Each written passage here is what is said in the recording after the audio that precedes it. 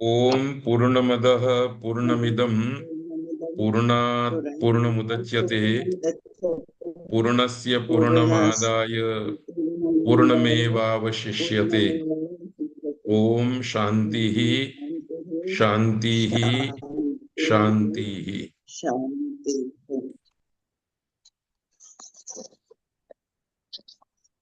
अष्टाध्यायी के रचयिता महर्षि पाणिनि को श्रद्धांजलि देने के लिए, उनके आशीर्वाद को पाने के लिए और उनकी कृति अष्टाध्यायी को घर घर पहुंचाने के उद्देश्य से आयोजित 84 घंटे के अष्टाध्यायी अध्यापन सत्र में आपका स्वागत है। यह उपक्रम अहमदाबाद की महर्षि वेद विज्ञान एकेडमी के उपक्रम से है और गुजराती भाषा तथा प्राच्य विद्या के सुप्रसिद्ध विद्वान स्वर्गीय प्रोफेसर भोगीलाल सांडेशला की स्मृति में उनके परिवारजनों के द्वारा प्रायोजित है। आज 62वां व्याख्यान है। 24 मई 2025 शनिवार का दिन है। आज हम चतुर्थ अध्याय का तृतीय पाद पढ़ेंगे। ये द्वितीय की जगह पर तृतीय करना है।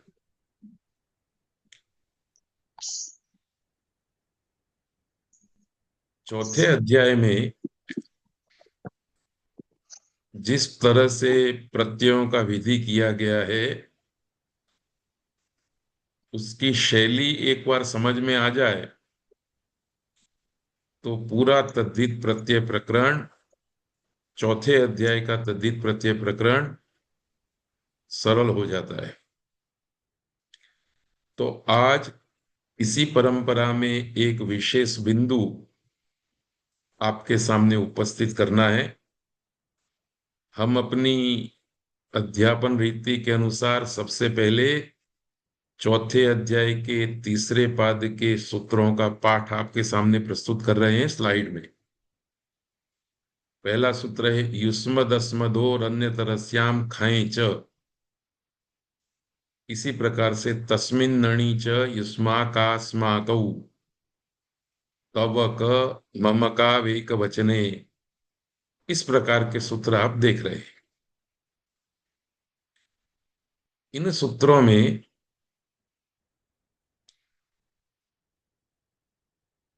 प्रारंभिक सूत्रों को छोड़ करके फिर आगे के सूत्रों में आपको दृष्टिपात करना है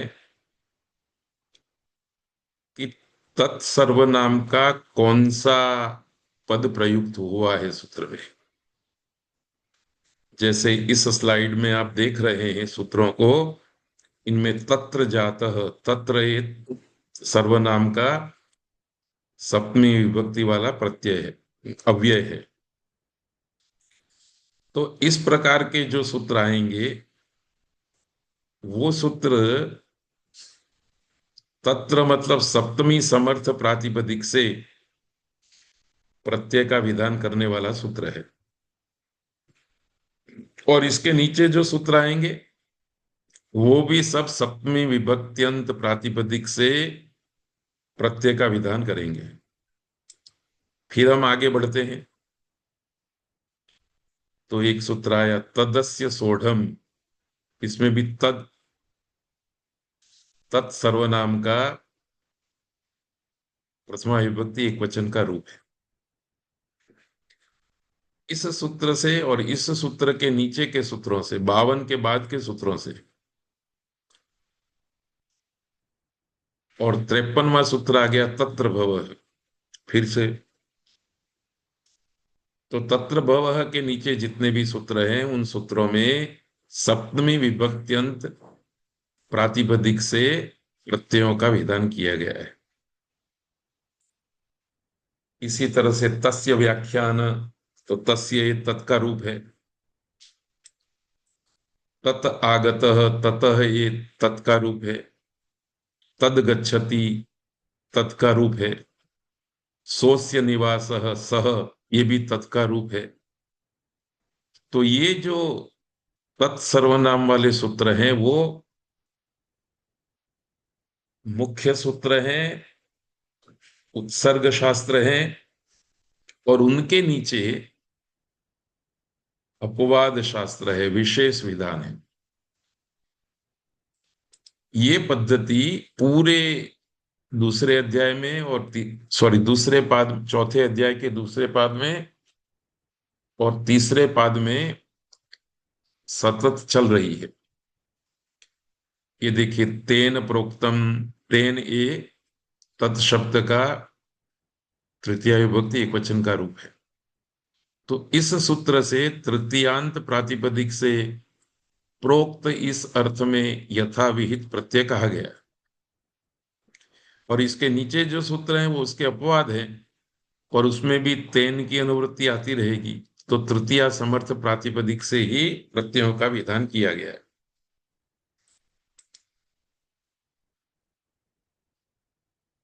इसे ही देखिए, तेन एक दिक, तस्य इदम, तस्य विकारः, इस प्रकार के सूत्र इस पाद में है।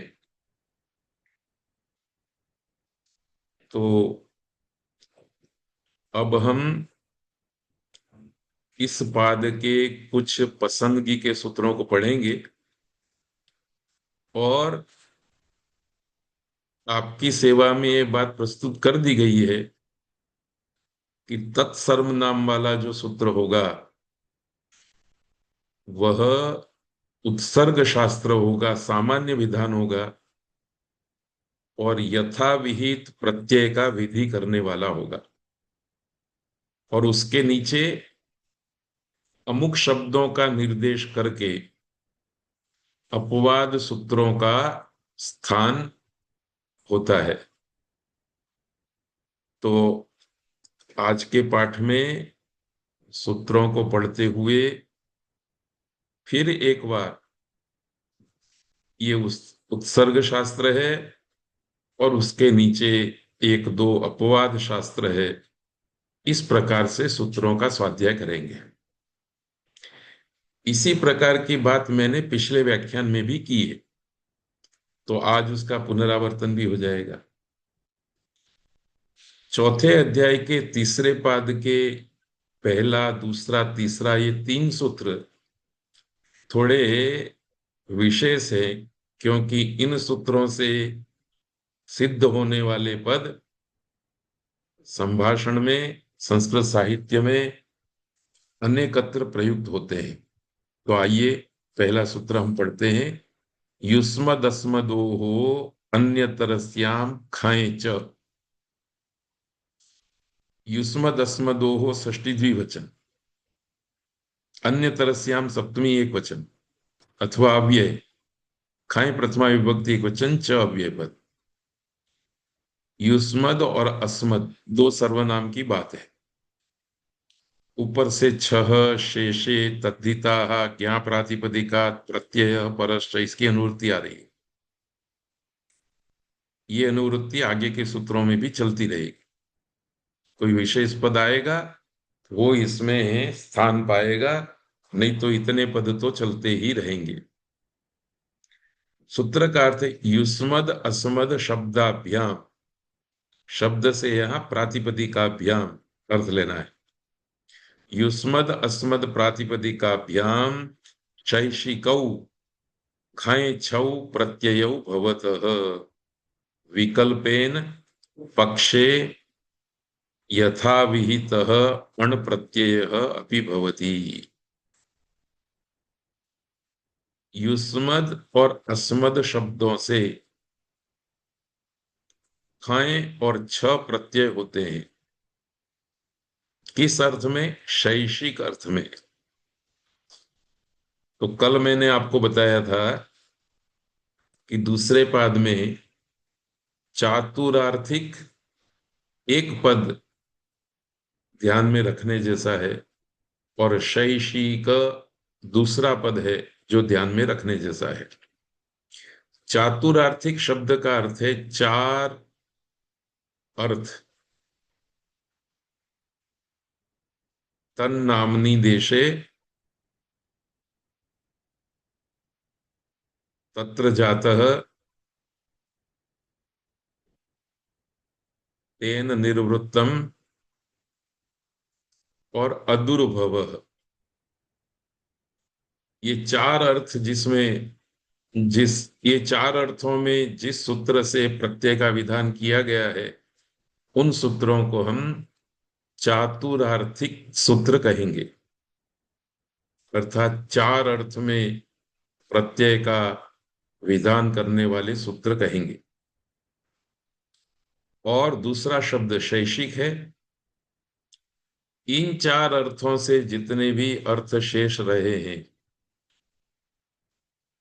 कौन से शेष, उसकी गिनती करने के लिए हम चौथे अध्याय का तीसरा पाद पढ़ेंगे। तो उन शेष अर्थों में प्रत्ययों का विधान किया गया है, उसको शैषिक कहते हैं। तो शेषे ऐसा सूत्र हम चौथे अध्याय के दूसरे पाद में पढ़ चुके हैं। वहां से लेकर के तीसरे अध्याय के बहुत सारे सूत्रों में शेषे की अनुवृत्ति आती रहेगी। तो जिस सूत्र के अर्थ करते समय शेषे की अनुवृत्ति है, वह सूत्र शेष अर्थ में प्रत्यय का विधान करेगा।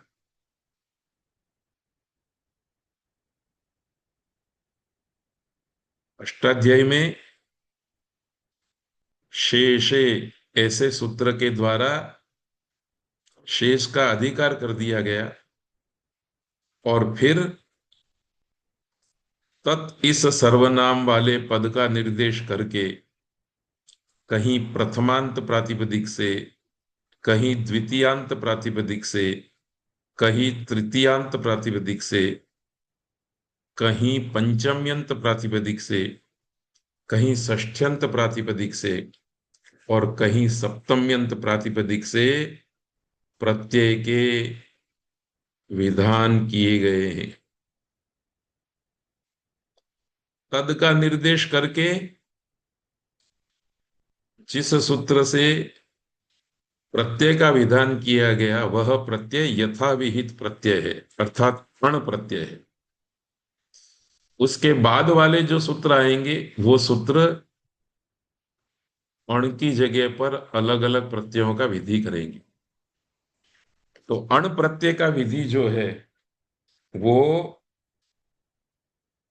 सामान्य शास्त्र है, और उसके नीचे जिन सूत्रों से विधि किया गया है, वो विशेष सूत्र है। तो युष्मद अस्मद से भी शेष अर्थ में अण प्रत्यय की प्राप्ति थी, क्योंकि वो उत्सर्ग शास्त्र है। उसी उत्सर्ग शास्त्र के कारण अण को हम औत्सर्गिक प्रत्यय कहेंगे। उत्सर्ग वाला जो प्रत्यय है, वो औत्सर्गिक प्रत्यय है। इस सूत्र ने अन्य तरह से हम अर्थात विकल्प से व्यवस्था दी कि शैषिक अर्थ में खय प्रत्यय भी होता है और छ प्रत्यय भी होता है, दो प्रत्यय, और औत्सर्गिक अण प्रत्यय भी होगा। तो कुल तीन रूप बनेंगे। युष्मद शब्द से खय प्रत्यय होकर के एक रूप बनेगा, युष्मद शब्द से छ प्रत्यय होकर के एक रूप बनेगा, और युष्मद शब्द से अण प्रत्यय होकर के एक रूप बनेगा। जैसे कि हम उदाहरण में देख सकते हैं, खय प्रत्यय हुआ तो यौष्मा कीर्ण, छ प्रत्यय हुआ तो युष्मदीय, यण प्रत्यय हुआ तो यौष्माकः। युष्मदीय शब्द का प्रयोग बहुत होता है, अस्मदीय शब्द का प्रयोग भाषा में बहुत होता है, पर पाणिनि व्याकरण इस शब्द से व्यक्त होने वाले अर्थ में दो और शब्द हमको बना करके देते हैं, यौष्मा कीनः और यौष्माकः, आस्मा कीनः और आस्माकः। तो सामान्य लोग युष्मदीय शब्द का प्रयोग करेंगे, आपने तद्धित प्रकरण पढ़ा है, इस सूत्र का अध्ययन किया है। जब कभी सभा में आप युष्मदीय के स्थान पर यौष्माकीर्ण शब्द का प्रयोग करेंगे अथवा यौष्माकः का प्रयोग करेंगे, तो सुनने वालों को लगेगा कि नहीं, ये कोई विद्वान बोल रहा है, कोई विशेष व्यक्ति बोल रहा है। तो हमारा लक्ष्य तो युष्मदीय अस्मदीय शब्द है, पर उसके विकल्प में दो शब्द और भी ये सूत्र दे रहा है। इसी तरह से इन रूपों को सिद्ध करने के लिए एक और सूत्र आया। यह प्रत्यय विधि का सूत्र नहीं है, आदेश का सूत्र है।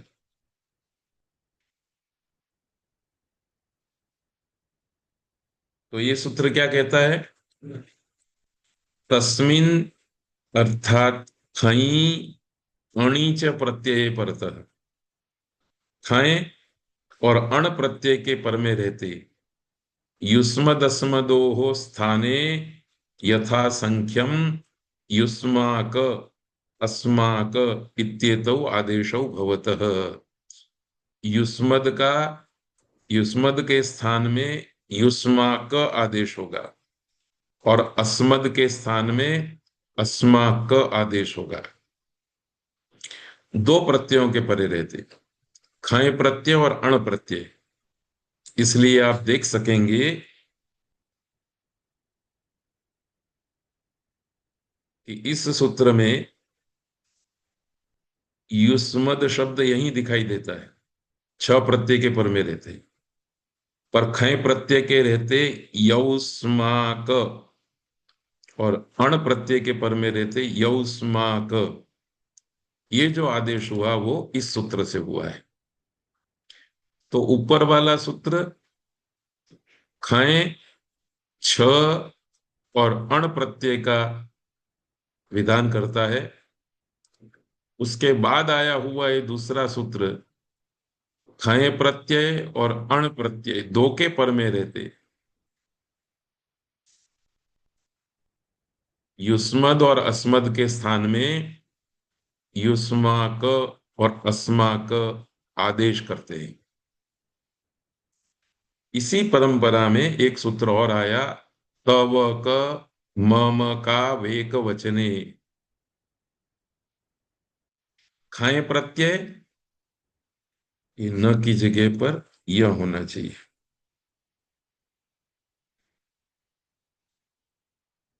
ऊपर जो खय प्रत्यय कहा और अण प्रत्यय कहा, उन दोनों प्रत्ययों के पर में रहने पर युष्मद और अस्मद के स्थान में तव क और मम क ये आदेश होते हैं। पर एक वचन में, द्विवचन बहुवचन में ऊपर के सूत्रों से सिद्ध होने वाले शब्दों का प्रयोग होगा। एक वचन के लिए युष्मद के स्थान पर तव क आदेश हो जाएगा और अस्मद के स्थान पर माम क आदेश हो जाएगा। तो खय प्रत्यय होगा तो शब्द बनेगा ताव की नाहा, ताव की नह एक वचन, ताव की नौ द्विवचन, ताव की नाहा बहुवचन, माम की नाहा बहुवचन। गण प्रत्यय होने पर ताव काहा माम काहा बहुवचन है। तो तावक इस शब्द का अर्थ होगा एक वचन में, और ऊपर वाले सूत्र से जो यौष्मा की न यौष्मा कह आसमा की न आसमा कह ये पद बनाए गए, ये द्विवचन और बहुवचन के अर्थ में रहेंगे। इतना फर्क है। तो जब हम पत्र लिखते हुए नीचे आपका तुम्हारा इसके लिए संस्कृत का शब्द प्रयोग करना चाहें तो यौष्मा की न यौष्मा कह और छ प्रत्यय करके युष्मदीय, ये तीन शब्दों का प्रयोग कर सकते हैं। पर ये तीन शब्दों में द्वित्व और बहुत्व का बोध होता है। यदि तेरा एक वचन में प्रयोग करना है तो तावकीनः, इस शब्द का प्रयोग करना पड़ेगा। तावकः, तो ये भाषा प्रयोग की दृष्टि से तीनों सूत्रों को ध्यान में रखना है। अब आगे सूत्र आया मध्यान्मः। मध्यात् पंचमी, मह प्रथमा विभक्ति एक वचन। सूत्र का अर्थ है मध्यात् प्रातिपदिकात् शैषिकः मह प्रत्ययः भवति। मध्य प्रातिपदिक से शैषिक अर्थ वाला म प्रत्यय होता है। उदाहरण बड़ा प्रसिद्ध है मध्यमः। पर मध्यमः का अर्थ क्या होता है? तो शैषिक अर्थ वाला म प्रत्यय मध्य शब्द से जुड़ा है। मध्ये भवः मध्यमः, मध्यात् जातः मध्यमः। इस प्रकार से मध्यम शब्द के अनेक अर्थ हैं। जितने शैषिक अर्थ हैं वो सारे अर्थ मध्यम शब्द में आएंगे। शैषिक अर्थों को हम आगे वाले सूत्रों में एक एक करके देखेंगे। आज इस पाठ में कम से कम 5 शैषिक अर्थों को तो हम याद रखेंगे ही रखेंगे। तो मध्यम शब्द का वास्तविक अर्थ आपको पता चलेगा। अभी आप मध्य में जो होने वाला है उसको मध्यम कहते हैं, इतना याद रखना है। और सूत्र आया काला ठय। इसका अर्थ है काल विशेषवाचिनः प्रातिपदिकात् शैषिकः ठय प्रत्ययः भवति। अब देखिए, इस सूत्र का आप स्वाध्याय करेंगे तो सबसे पहले क्या विचारेंगे? कालवाचक प्रातिपदिक से शैषिक अर्थ में अण प्रत्यय कहा गया था। क्यों? प्रातिपदिक से शैषिक अर्थ में प्रत्ययों का विधान किया गया है उत्सर्ग शास्त्र के द्वारा। एक अर्थ में एक सूत्र से, दूसरे अर्थ में दूसरे सूत्र से, तीसरे अर्थ में तीसरे सूत्र से। इस प्रकार से जितने भी शेष अर्थ हैं उन सारे अर्थों में प्रथमांत से, द्वितीयांत से, सप्तम्यंत से प्रत्ययों का विधान कर दिया गया। पर उन प्रातिपदिकों में काल विशेषवाचक जो प्रातिपदिक हैं उनसे शैषिक अर्थ में अण प्रत्यय नहीं होगा, परंतु ठय प्रत्यय होगा। तो ये अपवाद शास्त्र है। इस अध्यापन सत्र के प्रारंभ में अष्टाध्यायी का परिचय कराते हुए मैंने एक बात कही थी कि सामान्य रूप से विधि 3 वाक्यों से होता है। 100 छात्रों को सफरजन दीजिए। दूसरा वाक्य बोला गया कि इनमें से 10 को सफरजन नहीं देने हैं, सेब नहीं देने हैं।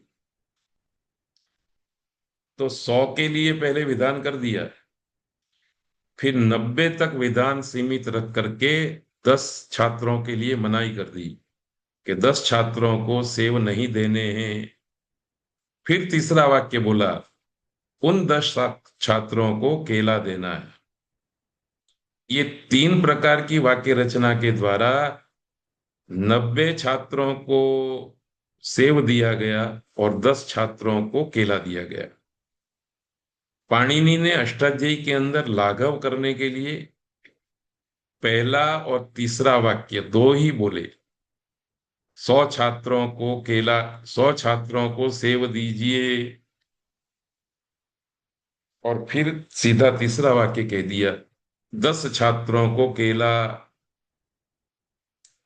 तो 100 छात्रों को सेब दीजिए इस विधान से 100 छात्रों को सेव की प्राप्ति होगी, परंतु जब हम अपवाद का वचन पढ़ेंगे कि 10 छात्रों को केला दीजिए, तो हमें समझ में आएगा कि 100 छात्रों को सेव नहीं देना है, 90 को सेव देना है, 10 को सेव नहीं देना है। जिन 10 को सेव नहीं देना है उनको केला देना है। बस वही उत्सर्ग और अपवाद की प्रक्रिया पग पग पर तद्धित प्रकरण में आपको दिखाई देगी। तो काल विशेषवाची प्रातिपदिक से शैषिक ठय प्रत्यय होता है, अर्थात अण प्रत्यय नहीं होता, ठय प्रत्यय होता है। ठ के स्थान में हो जाएगा इक, तो शब्द बना मासिकः, मासे भवः मासिकः। यदि अण प्रत्यय हो जाता तो मासे भवः मासः ऐसा शब्द बनता है। इस सूत्र ने कहा कालवाचक प्रातिपदिक हो तो शैषिक अर्थ में ठय प्रत्यय होता है। अर्धमासिकः, संवत्सर ऐसा शब्द है। संवत्सरे भवः सांवत्सरिकः। इस तरह से इस सूत्र ने कालवाचक शब्दों से शैषिक अर्थ में ठय प्रत्यय का विधान किया। अब कालवाचक कितने प्रातिपदिक है? बहुत सारे, पर उनमें से कुछ विशेष कालवाचक शब्दों से ठय प्रत्यय न करके दूसरा प्रत्यय करने के लिए एक सूत्र आएगा। वह सूत्र इस सूत्र का अपवाद होगा। तो यह सूत्र अण का अपवाद है, और ये भी सामान्य विधान है, क्योंकि जितने भी कालवाचक शब्द हैं उन सभी कालवाचक शब्दों से शैषिक ठय प्रत्यय की प्राप्ति होगी। उसमें से किसी कालवाचक शब्द से ठय प्रत्यय इष्ट नहीं है तो फिर दूसरे प्रत्यय का विधान किया जाएगा। दूसरे प्रत्यय का किया जाने वाला विधान इस सूत्र का अपवाद बनेगा। तो इस सूत्र के दो स्वरूप हैं। एक तो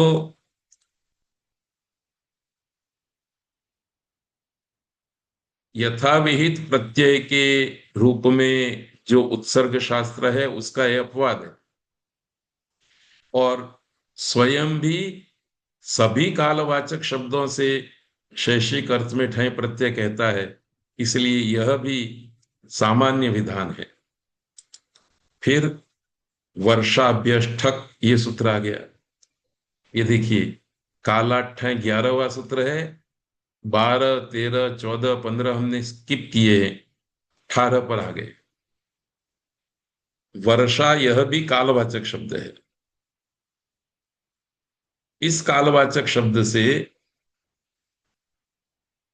कोई और प्रत्यय प्राप्त था, उसको रोक करके इस सूत्र से फिर से ठक प्रत्यय कह दिया गया। सूत्र का अर्थ है वर्षा प्रातिपदिकात शैषिकः ठक प्रत्यय भवति। वर्षा प्रातिपदिक से शैषिक अर्थ में ठक प्रत्यय होता है। वार्षिकम गोमयम, वर्षायाम भवम वार्षिकम। वर्षा में होने वाला जो गोबर है उसको वार्षिक गोबर कहते हैं। तो ये 4, 3, 16 का अपवाद है। सूत्र की संख्या से ही आप याद रखें तो 4, 3, 11 कालवाचक शब्द से ठय प्रत्यय का विधान करता है। फिर 4, 3, 16 सूत्र जो हमने पढ़ा नहीं, छोड़ दिया है, आप अष्टाध्यायी के पाठ में देखेंगे तो 4, 3, 16 सूत्र दिखाई देगा। संधि वेला वेलात ऋतु नक्षत्रेभ्यो अण।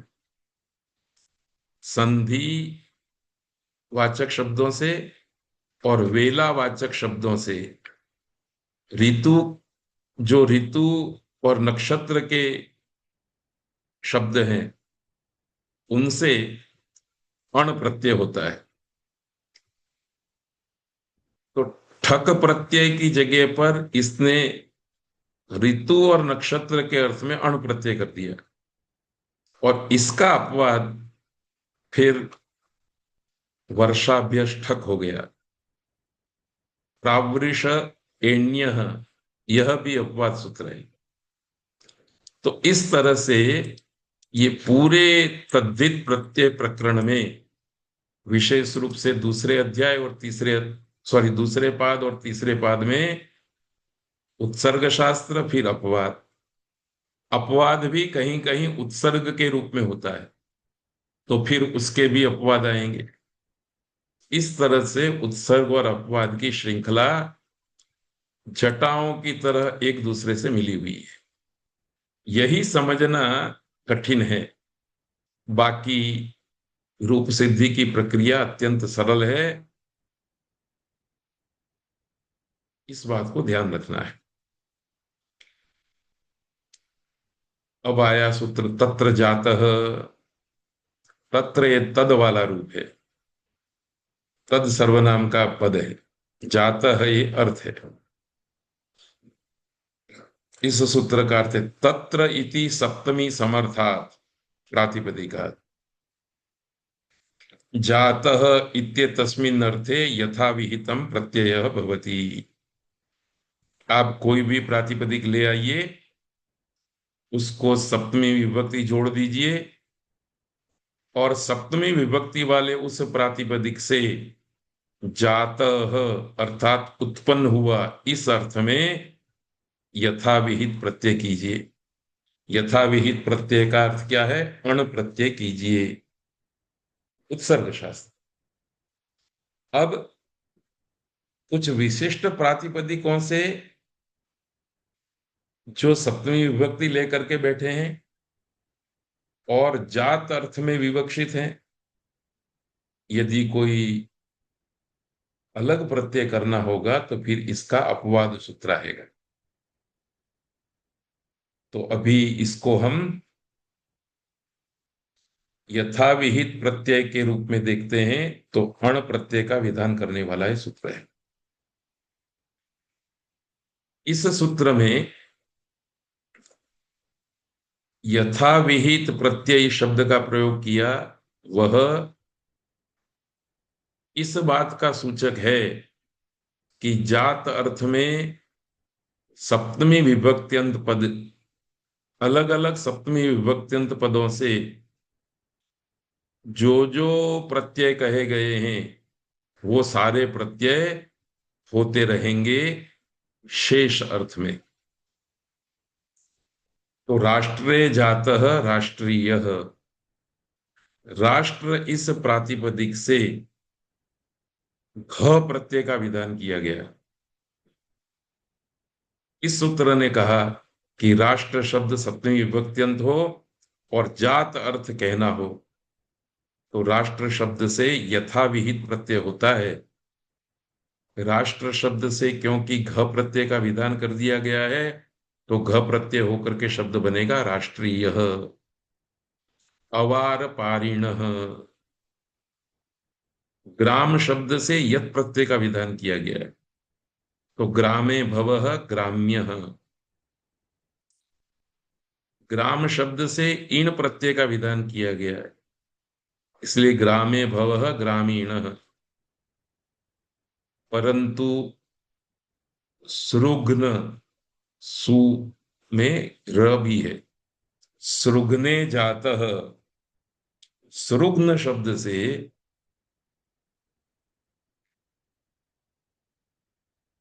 कोई विशेष प्रत्यय का विधान नहीं किया गया है,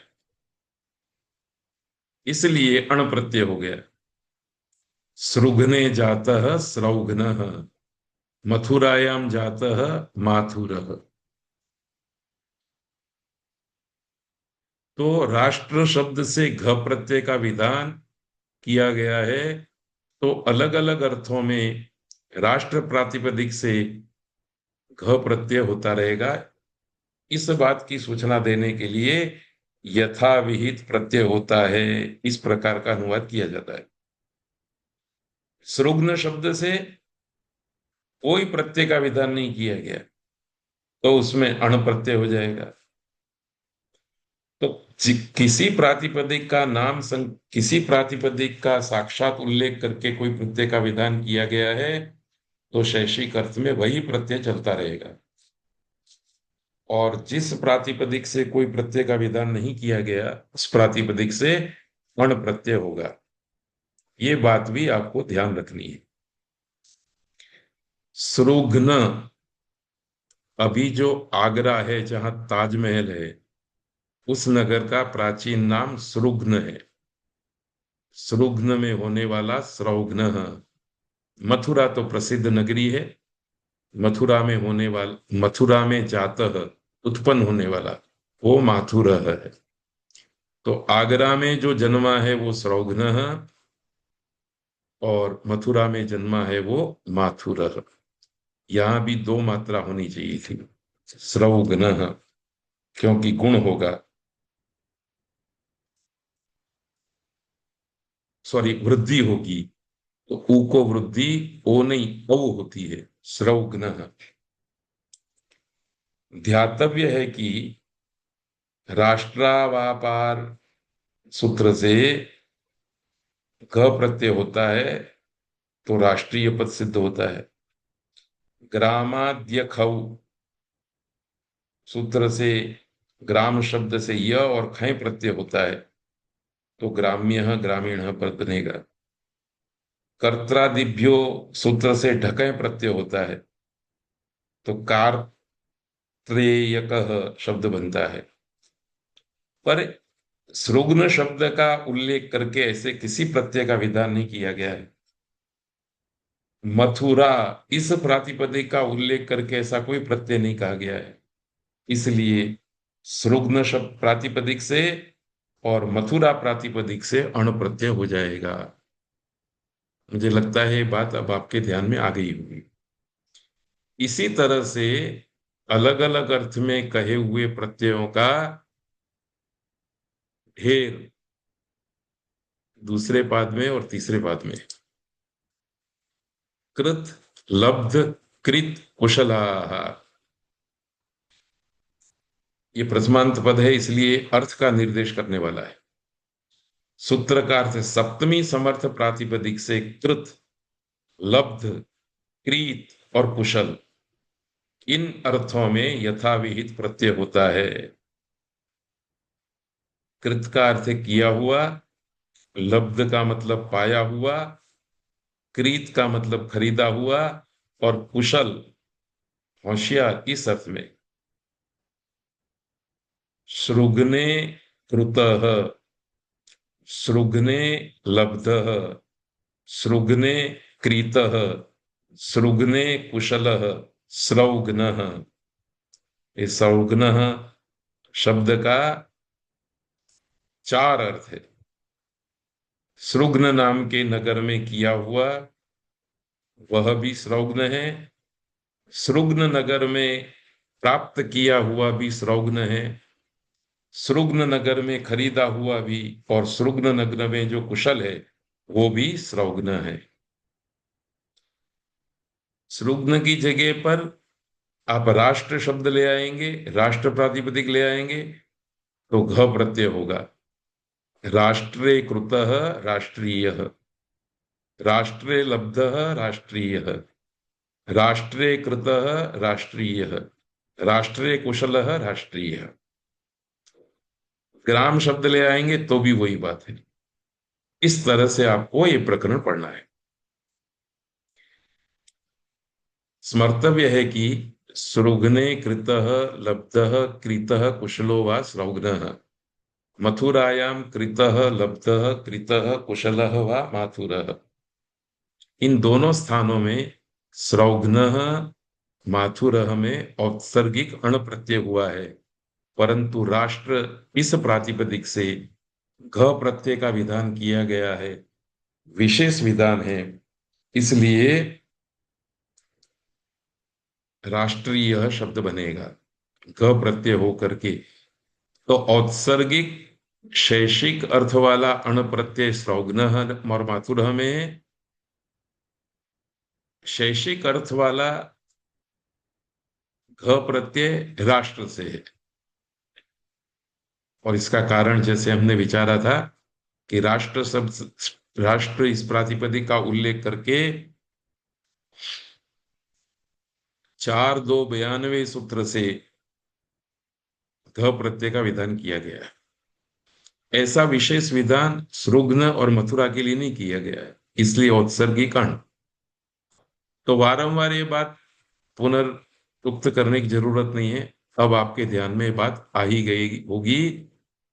आज के पाठ में आपको इसी बात को केंद्र में रख करके तद्धित प्रकरण को ठीक तरह से समझना है। तत्र भवः, इसमें भी वही बात है। तत्र इति सप्तमी समर्थात् ज्ञा प्रातिपदिकात् भव इत्येतस्मिन् अर्थे यथा विहितं प्रत्ययः भवति। सृग्न, सृग्ने भवः स्रौघ्नः।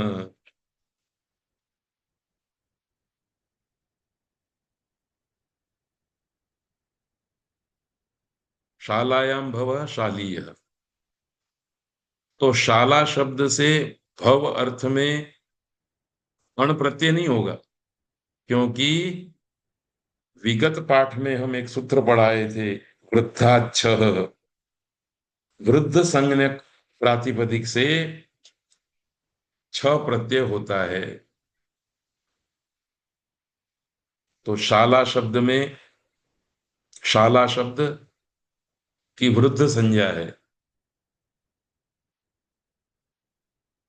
जिस प्रातिपदिक का आदि अच वृद्धि संज्ञक होता है, उस प्रातिपदिक की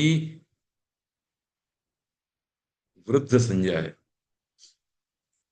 अष्टाध्यायी के पहले अध्याय के चौथे पाद में वृद्धिर्यस्य अचामादि तद वृद्धम, ऐसा 70 नंबर का, 70 नंबर का सूत्र हम पढ़ चुके हैं कि जिस प्रातिपदिक का आदि अच वृद्धि संज्ञक होता है उसकी वृद्ध संज्ञा होती है। और जो वृद्ध संज्ञक प्रातिपदिक है उससे छ प्रत्यय होता है। तो शाला ये वृद्ध संज्ञक है, इसलिए शालीय। माला ये वृद्ध संज्ञक है, इसलिए मालीय। तो देखिए, स्रौघ्न, सृग्न शब्द से किसी विशेष प्रत्यय का विधान नहीं किया गया है, इसलिए भव अर्थ में भी अण प्रत्यय हो गया। शाला शब्द से छ प्रत्यय का विधान किया गया है, तो शाली यह शब्द बना।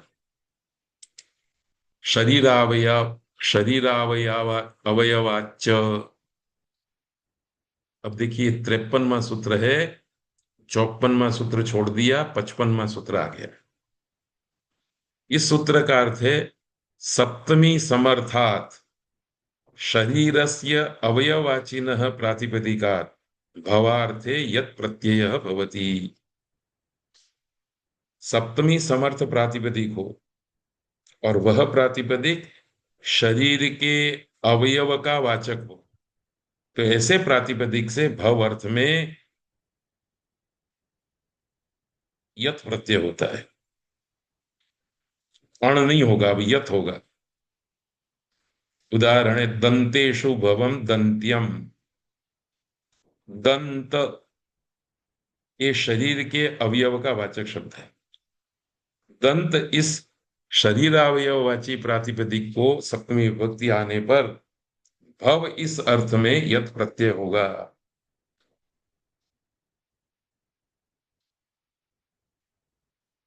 जो ये सूत्र न होता तो दंते भवम दांतम ऐसा शब्द बनता। दंते भवम दांतम, द के अ को वृद्धि हो जाती और अण प्रत्यय का अ त में आ जाता, तो दांतम शब्द बनता। पर इस सूत्र ने शरीर अवयव इस शब्द का विशेष विधान करके शरीर अवयववाची शब्दों से यत प्रत्यय की कहा, इसलिए दंत्यम, ओष्ठ्यम, कंठ्यम, तालव्यम इत्यादि शब्द बनते हैं।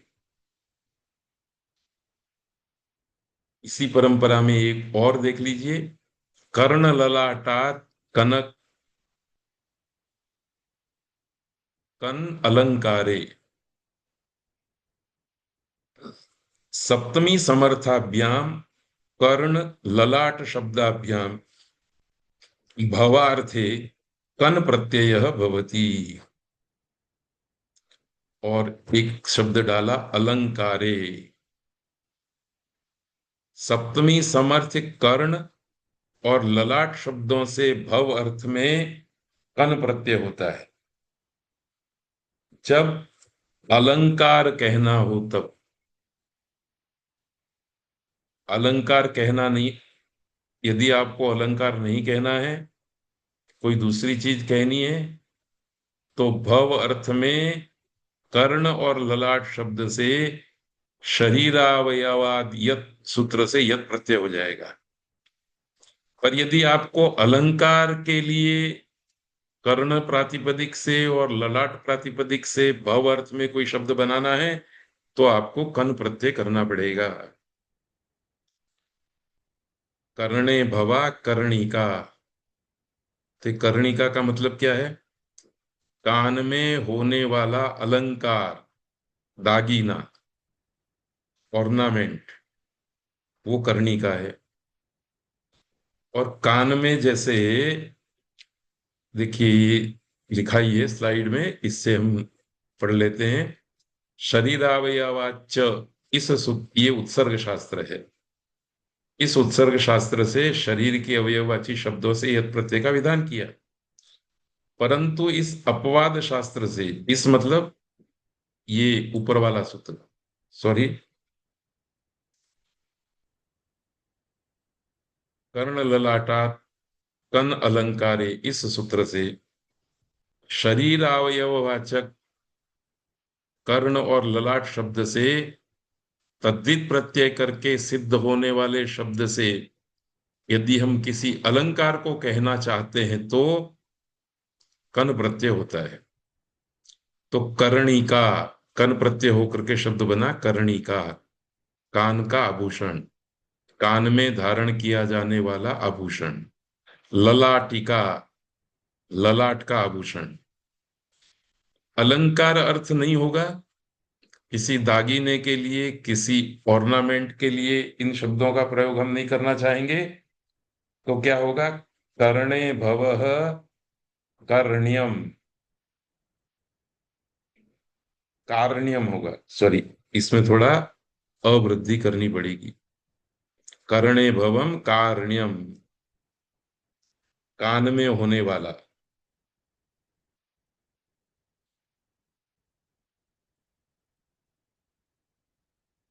जैसे कान में होने वाले रोग को आप कार्ण्य कह सकते हैं, ललाट में होने वाले रोग को लालाटम कह सकते हैं। पर अलंकार के लिए कन प्रत्यय होगा। तो इस प्रकार से तद्धित प्रत्यय प्रकरण एक ही प्रातिपदिक से अलग अलग अर्थ में एक प्रत्यय का विधान करता है। यह तद्धित प्रत्यय प्रकरण एक प्रातिपदिक से एक अर्थ में अमुक प्रत्यय करता है, दूसरे अर्थ में अमुक प्रत्यय करता है। ये दो प्रकार की रचना भी आपको ध्यान से देखनी है। जैसे कि यहां हम देख रहे हैं, आभूषण अर्थ होगा तो कर्ण शब्द से कन प्रत्यय होकर के कर्ण क, और स्त्रीलिंग में कर्णिका।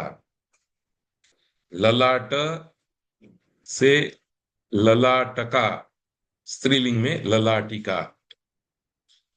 और आभूषण अर्थ के सिवाय कार्ण्यम, लालाटम, ऐसे शब्द बनेंगे। इसी परंपरा में तत आगतः, मैंने कहा था ना कि तत् सर्वनाम वाला सूत्र अपने ध्यान में होना चाहिए। तो तत आगतः, आगतः के आ के कारण ततः का जो विसर्ग था उसका लोप हो जाता है, तो संधि की बात है। पंचमी समर्थात, तत् शब्द पंचमी अंत का बोध कराता है।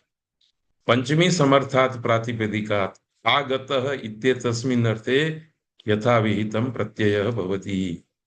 पंचमी समर्थ प्रातिपदिक से आया हुआ इस अर्थ में यथाविहित प्रत्यय होता है।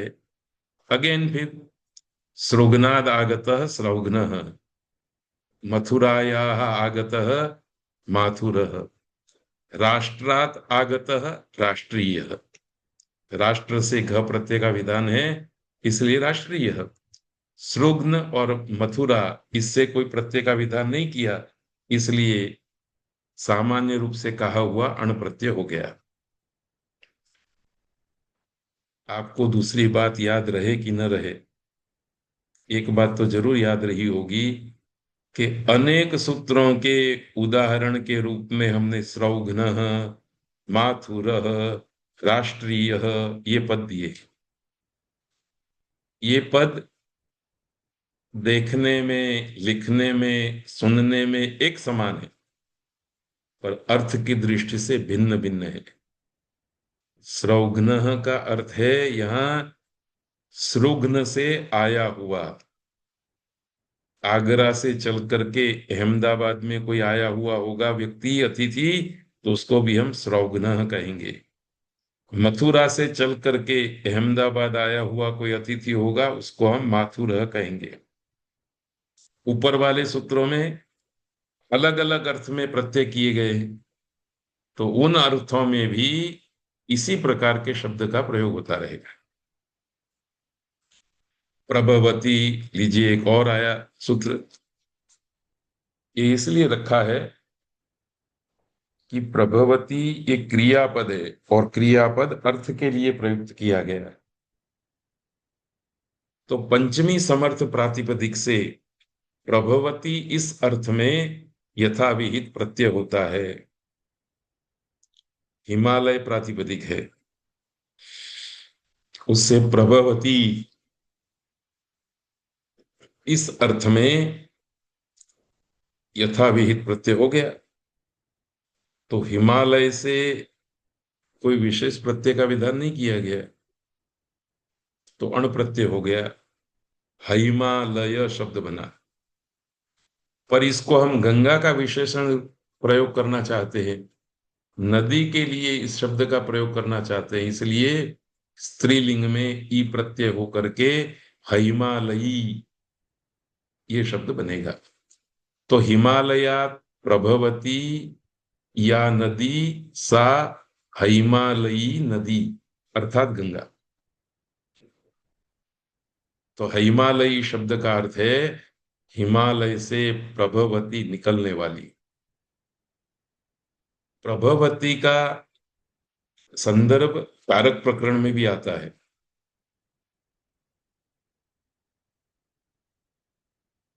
उस कारक प्रकरण में प्रभवती क्रिया के योग में अपादान संज्ञा का विधान किया गया है। और वृत्तिकारों ने बताया है कि प्रभव का अर्थ है प्रथम दर्शन। तो गंगा नदी का पहला पहला दर्शन हिमालय में होता है, इसलिए हिमालयात प्रभवती, अर्थात हिमालय में जिसका प्रथम दर्शन होता है ऐसी नदी गंगा। तो प्रभवती क्रिया का अर्थ भी ध्यान में रखने जैसा है। प्रकाशते, प्रभवती का अर्थ है प्रकाशते, प्रकाशते का अर्थ है प्रथमतः उपलभ्यते, जो पहले पहले उपलब्ध होता है वो प्रभवती क्रिया से अर्थ कहा जाता है। दूराण्य, सॉरी विदुराण्य, पंचमी समर्थ विदुर प्रातिपदिक से प्रभवती इस अर्थ में यह प्रत्यय होता है।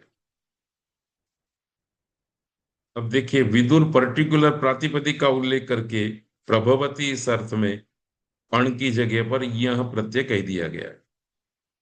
उदाहरण, विदुरात प्रभवती वैदुर्यो मणि।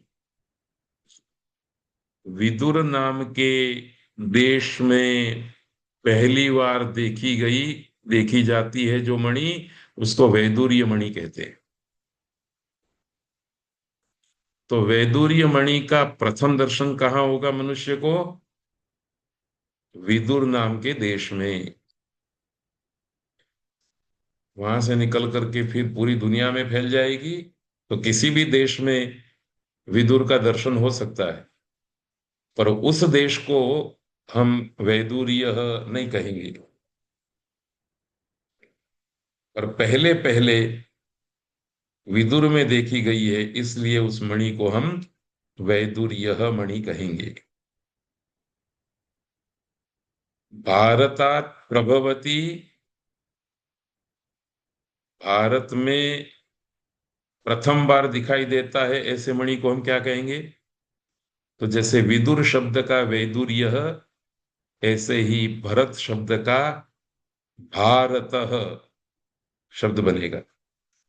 तो भरतात प्रभवती भारत मणि ही। तो भारत मणि का अर्थ क्या होगा? यह मणि सबसे पहले भारत में देखा जाता है। इस प्रकार से अर्थ का ध्यान कर लेना है, अर्थ की समझ प्राप्त कर लेनी। तद गच्छति पति दूतयो, तद ये द्वितीय विभक्ति का रूप है। गच्छति क्रियापद है, पथि और दूत संदर्भ है। सूत्र का अर्थ है द्वितीय समर्थ प्रातिपदिक से गच्छति इस अर्थ में यथाविहित प्रत्यय होता है। पर शर्त यह है कि जो यथाविहित प्रत्यय करके आप शब्द बनाएंगे वो या तो पंथा हो, रास्ता हो, या फिर दूत हो। यदि दूत नहीं है, पंथा नहीं है, तो यथाविहित प्रत्यय नहीं होगा। तो सृग्नम गच्छति सृग्नः पंथा दूतो वा। सृग्न देश की ओर जाने वाला जो रास्ता है उसको भी सृग्न कहते हैं, और सृग्न देश की ओर जाने वाला जो दूत है उसको भी सृग्न कहते हैं। तो देखो, सूक्ष्मता से देखेंगे आप तो पता चलेगा। जो जन्मा है अहमदाबाद में, पर उसको दूत बना दिया गया और भेजा जा रहा है सृग्न नाम के नगर में, आगरा में, तो उस दूत को भी हम सृग्न कहेंगे। और आगरा में जन्मा, वहां से यात्रा करके अहमदाबाद आ गया, तो सृग्नाद आगतः सह अपि सृग्नः। सृग्न से आया हुआ जो आदमी है, यात्री है, व्यक्ति है, उसको भी सृग्न कहेंगे। तो इसलिए अकेले सृग्न शब्द को लेकर के आप आज के पाठ में जितने अर्थ बताए हैं उसका ध्यान रखेंगे। सारे अर्थों का ध्यान न रखे तो भी, 5 या 6 अर्थों का ध्यान रखेंगे तो भी आज का ये पाठ पढ़ना सफल हो जाएगा। तो ये कार्य आपको करना है। वर्ग पूरा हो जाने के बाद जब भी अवकाश मिले तब इसके साथ राष्ट्रीय शब्द को भी रखना है। और याद रखना है, सृग्न इस प्रातिपदिक से, प्रातिपदिक का निर्देश करके कोई विशेष प्रत्यय का विधान नहीं किया गया है, इसलिए अण प्रत्यय हुआ है। और राष्ट्र इस प्रातिपदिक का उल्लेख करके आचार्य पाणिनि ने घ प्रत्यय का विधान किया है। तो शैक्षिक अर्थ में सभी जगह पर घ प्रत्यय होकर के शब्द बनता है राष्ट्रीय। सृग्न राष्ट्रीय, पद दो एक ही, अर्थ उसके भिन्न भिन्न। इसी परंपरा में एक सूत्र और है, अधिकृत्य कृते ग्रंथे द्वितीय समर्थात् प्रातिपदिकात् अधिकृत्य कृते इत्येतस्मिन् अर्थे यथाविहितं प्रत्ययो भवति यद कृतं ग्रंथश्चेत् स भवति। द्वितीय समर्थ प्रातिपदिक से उसको अधिकृत करके, विषय बना करके, इस अर्थ में यथाविहित प्रत्यय होता है। पर जिसको विषय बना करके किया जाता है वह ग्रंथ हो तब, मकान हो, रास्ता हो, और कोई कलाकृति हो तो ये प्रत्यय नहीं होगा, ग्रंथ के लिए प्रत्यय होगा। तो उदाहरण है, सुभद्राम अधिकृत्य कृतः ग्रंथः सौभद्रः ग्रंथः। सुभद्रा को अधिकृत करके जो ग्रंथ रचा गया है उस ग्रंथ का नाम है सौभद्र।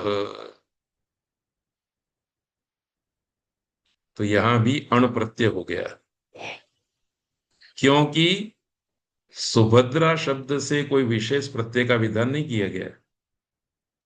पर आप कल्पना कीजिए, राष्ट्र शब्द है, तो राष्ट्रम अधिकृत्य कृतः ग्रंथः राष्ट्रीय ग्रंथः, ऐसा विग्रह वाक्य आपको देना पड़ेगा। राष्ट्र को अधिकृत करके किया हुआ जो ग्रंथ है उस ग्रंथ को भी राष्ट्रीय ग्रंथ कहा जाएगा, क्योंकि राष्ट्र शब्द से घ प्रत्यय का विधान किया गया है। सुभद्रा शब्द से भी यदि कोई विशेष प्रत्यय कहा गया होता तो उसी प्रत्यय को लगा करके हम शब्द बनाते हैं। पर चूंकि अष्टाध्यायी के अंदर सुभद्रा शब्द का उल्लेख करके, सुभद्रा प्रातिपदिक का उल्लेख करके कोई विशेष सूत्र का, विशेष प्रत्यय का विधान नहीं किया गया है, इसलिए सामान्य रूप से किया गया अण प्रत्यय ही होगा। तो आज बारंबार यही बात रिपीट की है, दृढ़ हो जाए इसके लिए। सोस्य निवास, लीजिए एक और अर्थ आ गया। सह इति प्रथमा समर्थात् अस्य इति षष्ठी अर्थे यथा विहितम प्रत्ययो भवति यत् तत् प्रथमा समर्थः निवासश्चेत् स भवति। प्रथमा समर्थ प्रातिपदिक से षष्ठी अर्थ में यथा विहित प्रत्यय होता है। यदि प्रथमा समर्थ निवास का अर्थ बताता हो तो सृग्नः निवासः अस्य सृग्नः। इस उदाहरण को हम दो दृष्टि से देखेंगे। सृग्नः निवासः अस्य, इसी विग्रह वाक्य को हमने तद्धित प्रत्यय के द्वारा अभिव्यक्त किया। सृग्न शब्द से अण प्रत्यय करके इस सूत्र से सृग्नः शब्द बनाया। इसी विग्रह वाक्य को ध्यान में रख करके यदि हम समास वृत्ति का आश्रय लेते तो क्या शब्द बनेगा? सृग्न निवासः, सृग्नः निवासः यस्य स सृग्न निवासः। वहां दो पदों का अस्तित्व बना रहेगा, सृग्न का भी और निवास का भी, दोनों मिलकर के एक हो जाएंगे, बहुब्री समास रहेगा। तो बहुब्री समास में भी यही विग्रह वाक्य चलेगा, सृग्नः निवासः यस्य सः सृग्न निवासः। और उसी विग्रह वाक्य को अभिव्यक्त करने के लिए तद्धित प्रत्यय ला करके सृग्नः शब्द का प्रयोग भी कर सकते हैं। इस प्रकार की व्यवस्था भी संस्कृत भाषा की अनेक विशेषताओं में एक विशेषता है। सृग्नः निवासः अस्य, इस अर्थ को कहने के लिए एक तो ये विग्रह वाक्य है, दूसरा सृग्नः ये तद्धित प्रत्यांत शब्द है, और तीसरा सृग्न निवासः ऐसा बहुब्री समासांत पद है। एक ही बात को कहने के लिए तीन व्यवस्थाएं हमारे पास उपलब्ध है। इस तरह से संस्कृत भाषा समृद्ध भाषा है। अभिजनश्च,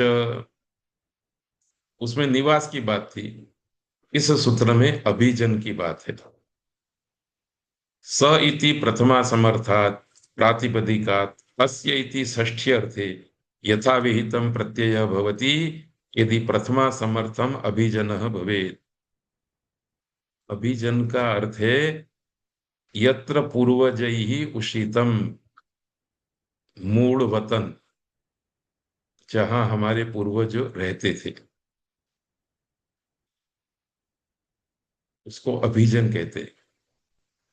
निवास अभी जहां रहते हैं वो, और अभिजन पूर्वज जहां रहते थे। तो प्रत्येक मनुष्य की दो पहचान हो सकती है। निवास से भी पहचान हो सकती है और अभिजन से भी पहचान हो सकती है। कुछ लोगों का अभिजन और निवास एक ही हो सकता है। जिस गांव में निवास है उसी गांव में उसके पुरखे रहते थे, तो उसके लिए तो वही गांव निवास भी है और अभिजन भी है। पर हम जैसे लोगों के लिए अभिजन अर्थात पूर्वज जहां रहते थे वो एक छोटा सा गांव है, और अब हमारा निवास अहमदाबाद जैसे नगर में। तो उसी व्यवस्था को ध्यान में रखते हुए इस सूत्र से कहा गया कि प्रथमा समर्थ प्रातिपदिक से षष्ठी अर्थ में यदि वह प्रथमा समर्थ अभिजन हो तो भी यथाविहित प्रत्यय होता है। इंद्रप्रस्थः अभिजनः यस्य स ऐन्द्रप्रस्थः सृग्न सृग्नः अभिजनः यस्य स सृग्नः। तो फिर से सृग्न शब्द आ गया। अभी एक आदमी अहमदाबाद में, मुंबई में, दिल्ली में रहता है, पर उसके अभिजन, उसके पूर्वज सृग्न में रहते थे। तो दिल्ली में रहने वाले, मुंबई में रहने वाले व्यक्ति का नाम भी सृग्न हो सकता है, उसका विशेषण सृग्न हो सकता है। तो सृग्न शब्द का हमने कितने ही बार उदाहरण के रूप में प्रयोग किया है और उसके अलग अलग अर्थ हैं। तो आपको आज के इस पाठ में कौन कौन सी बातें सीखनी है उसका पुनरुच्चार करके वर्ग का समापन करेंगे। पहली बात तो तद्धित प्रत्यय का जो ये प्रकरण है, दूसरा पाद और तीसरा पाद, उसमें यथाविहित प्रत्यय अर्थात अण प्रत्यय होता है, जो सामान्य विधान है, उत्सर्ग शास्त्र है। फिर उसका एक अपवाद आएगा, वो अपवाद भी अपने स्थान पर उत्सर्ग शास्त्र के रूप में हो सकता है, तो फिर उसके भी अपवाद आएंगे। इस तरह से उत्सर्ग अर्थात सामान्य विधान, अपवाद अर्थात विशेष विधान, फिर विशेष विधान भी स्वयं सामान्य विधान बन जाता है, तो फिर उसके भी अपवाद आते हैं। इस तरह से उत्सर्ग और अपवाद की तरंग चलती है, लहर चलती है। ये लहर हमारे ध्यान में आनी चाहिए। ये हुई एक बात। दूसरी बात, यथाविहित प्रत्यय का अर्थ यह है कि जिस प्रातिपदिक का साक्षात उल्लेख करके इन दोनों पादों में अर्थात शेषे के अधिकार के अंतर्गत और अन्यत्र भी कोई विशेष प्रत्यय का विधान नहीं किया गया है, तो ऐसे प्रातिपदिक से प्राग दिव्योतोर्ण इस अधिकार वाला अण प्रत्यय होगा।